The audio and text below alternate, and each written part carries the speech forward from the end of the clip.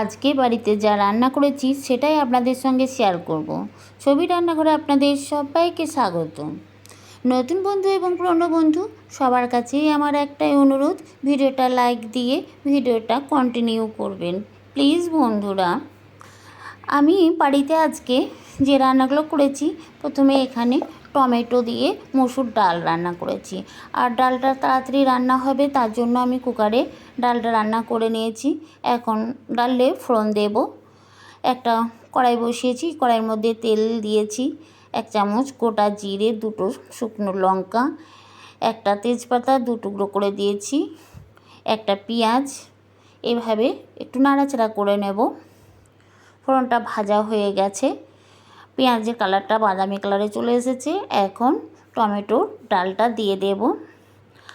আর এইভাবে যদি টমেটোর ডাল রান্না করা হয় বন্ধুরা, একেবারে অনুষ্ঠান বাড়ির ডালের মতনই স্বাদ আসবে আর খুবই সুন্দর হয়েছে। এখানে আমি মাছের পিসগুলোকে 15 মিনিট আগে মশলা দিয়ে ম্যারিনেট করে রেখেছিলাম।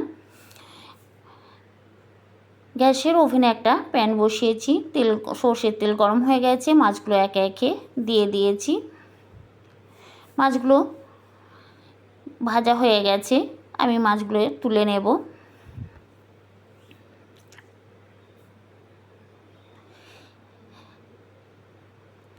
প্লিজ বন্ধুরা ভিডিওটা লাইক দিয়ে পুরো ভিডিওটা দেখতে থাকবেন। সাবস্ক্রাইব করা না থাকলে চ্যানেলটিকে সাবস্ক্রাইব করে দেবেন। এখানে আমি এখন রান্না করব মুরগির মাংস। কড়াইয়ে তেল দিয়েছি, ফোড়নে দেব দারচিনি, লবঙ্গ, এলাচ 2 টুকরো, তেজপাতা। ফোড়নটা একটু ভাজা ভাজা করে নিয়েছি। 1 মুঠো পেঁয়াজটা একটু নাড়াচাড়া করে নেব। ঠিক এইভাবে বাদামি হয়ে গেছে কালার। এখন 2 টেবিল চামচ আদা রসুনের পেস্ট দেব। একটু তেলের মধ্যে আদা রসুনের পেস্টটা নাড়াচাড়া করে নিয়েছি। পরিমাণ মতো হলুদ গুঁড়ো, পরিমাণ মতো জিরে গুঁড়ো, ধনে গুঁড়ো আর লঙ্কা গুঁড়ো দিয়ে শুকনো মশলাটা দিয়ে আমি অল্প একটু জল দিয়ে মশলাটা কষে নেব। মশলাটা কষা হয়ে গেছে বন্ধুরা, মশলা থেকে তেল ছেড়ে দিয়েছে। এখন আমি 2টো ছোটো সাইজের টমেটো কুচিয়ে রেখেছি দেব। আর টমেটোর ওপরে আমি লবণ দিয়েছি, তাড়াতাড়ি টমেটোগুলো গলে যাবে। মুরগির মাংসটা দিয়ে 4টে চিরা লঙ্কা আর বাকি যে 3টে বড় সাইজের পেঁয়াজ কেটে রেখেছিলাম সেই পেঁয়াজগুলো মাংসর মধ্যে দিয়েছি। এখন মাংসটা ভালোভাবে কষিয়ে নেব। শেষে এই পেঁয়াজগুলো দিলে পাড়া গলে যাবে, গ্রেভিটা খুব সুন্দর হয় বন্ধুরা খেতে। মুরগির মাংসটা রান্না হয়ে গেছে। আমি সব শেষে মিট মশলা দিয়ে আর 1 মুঠো ধনের পাতা দিয়ে দিয়েছি। দেখুন বন্ধুরা কেমন হয়েছে আমার এই মুরগির মাংস রান্নাটা। আমার রেসিপিগুলো যদি ভালো লেগে থাকে, চ্যানেলটা সাবস্ক্রাইব করা না থাকলে চ্যানেলটা সাবস্ক্রাইব করে দেবেন বন্ধুরা। মুরগির মাংসটা আমি তুলে নিয়েছি।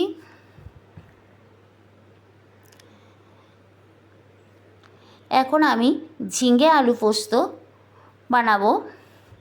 এখানে অল্প কয়েকটা আলু কেটে নিয়েছি লম্বা লম্বা টুকরো করে, আর ঝিঙেগুলো নিয়েছি। আমি কড়াইয়ের মধ্যে সর্ষের তেল দিয়ে আলুগুলো দেব প্রথমে, কারণ আলুগুলো একটু নরম হতে দেরি হয়। পরিমাণ মতো লবণ দিয়ে তেলে কিছুক্ষণ আলুটা নাড়াচাড়া করে নেব। কিছুক্ষণ নাড়াচাড়া করা হলে আলুটা সেদ্ধ হয়ে যাবে অনেকটা। এখন আমি ঝিঙে আর 2টো মাঝার সাইজে পেঁয়াজ কুচিয়ে রেখেছিলাম সেগুলো দিয়ে আরও কিছুক্ষণ তেলে এইভাবে নাড়াচাড়া করে নেব।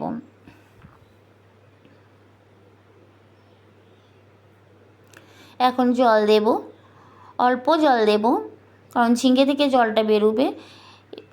আলু ঝিঙে সেদ্ধ হোক। এদিকে আমি 1 চামচ গোটা জিরে, 5টা কাঁচা লঙ্কা, 1 কোয়া রসুন নিয়েছি আর নিয়েছি পোস্ত।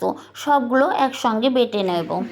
এখানে পোস্ত বেটে নিয়েছি, কাঁচা লঙ্কা জিরে বেটে নিয়েছি, আর যে রসুনটা নিয়েছিলাম সেই রসুনটা থেতো করে নিয়েছি। এখন আলু ঝিঙে সব সেদ্ধ হয়ে গেছে, বেটে রাখা মশলাটা দেব।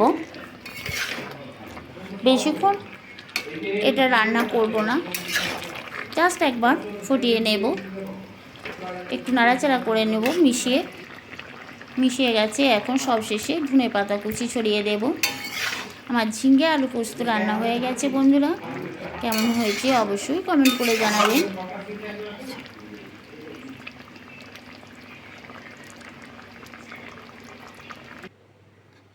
এখন আমি 500 গ্রাম পটল এইভাবে লম্বা লম্বা করে কেটে নিয়েছি। ওপরে যে সবুজ অংশটা পাতলা ওটা ছিলে পরিষ্কার করে নিয়েছি। আমি পটলগুলো ভেজে নেব।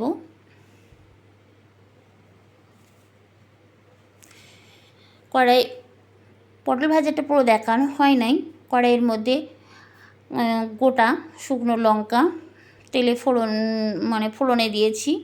তারপর পটলগুলো দিয়ে জিরে গুঁড়ো আর হলুদ গুঁড়ো দিয়েছি, অন্য কোনো মশলা দিই নাই। দিয়ে আমি পটল ভেজে নিয়েছি। পটলটা ভাজা হয়ে গেছে বন্ধুরা। আর দেখুন আমার আজকে সব রান্নাই হয়ে গেছে। কত সুন্দর টমেটো দিয়ে মসুর ডালটা হয়েছে, আপনারা দেখেই বুঝতে পারছেন।